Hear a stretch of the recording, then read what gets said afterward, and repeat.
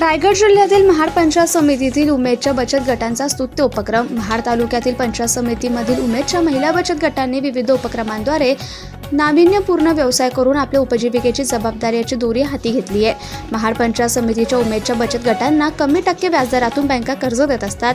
याचाच फायदा महिला बचत गटांना होतो आणि हे बचत गट वैयक्तिक मेहनत करून किंवा ग्रुपने मेहनत करून वेगवेगळे पदार्थ तयार करून त्यांची विक्री करतात। तसेच रेडीमेड वस्तू आणूनही विक्री करता येते। महाड तालुक्यातील उमेदच्या बचत गटांनी आपल्या उपजीविकेसाठी विविध बँकेतून कर्ज घेऊन नाविन्यपूर्ण विविध उपक्रम सुरू केलेत।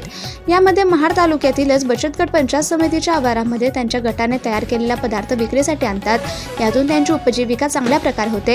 रव्याचे लाडू, विविध प्रकारच्या चकल्या, बेसनचे लाडू, तिळकुट, शेंगदाण्याची चिक्की, कुळती थालीपीठ, चिचाट पीठ, लहान मुलांचे कपडे, नॅपकिन, सौंदर्य प्रसाधने, विविध प्रकारचे पापड, विविध प्रकारचे लोणचे इत्यादी तयार करून तालुक्यातील खेडेगावातून या महिला पंचायत समितीच्या आवारामध्ये विक्रीसाठी स्टॉल लावून बसतात। त्यामधून त्यांना वस्तू विक्रीतून चांगल्या प्रकारचं अर्थार्जन होतं।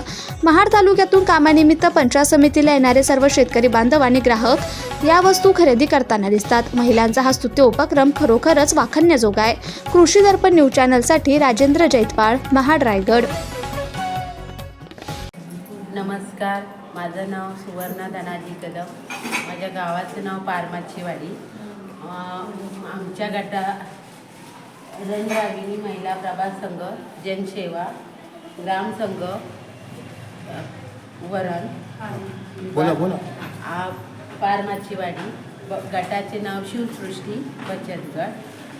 आम्ही दर सोमवारी इथं स्टॉल लावायला येतो। आम्हाला उमेद किंवा आमच्या गटाचे सर मॅडम जे कोण असतील ती सगळी सहकार्य करतात आणि आलेले गेलेली लोकंसुद्धा आम्हाला सहकार्य करतात। त्यांचं धन्यवाद।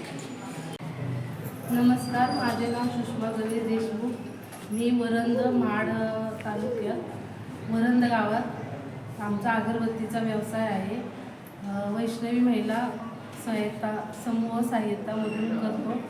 जीवनमुखी पंचायत समितीमध्ये आम्ही स्टॉल दर सोमवारी लावतो। नमस्कार, धन्यवाद। नमस्कार, माझं नाव अश्विनी निलेश केंद्रे, मी नाते विभागातून मानाई बचत गटात मध्ये आहे। तर मी घरगुती उलट रांगोळी आणि ज्वेलरी मोत्याची घरी बनवते। धन्यवाद।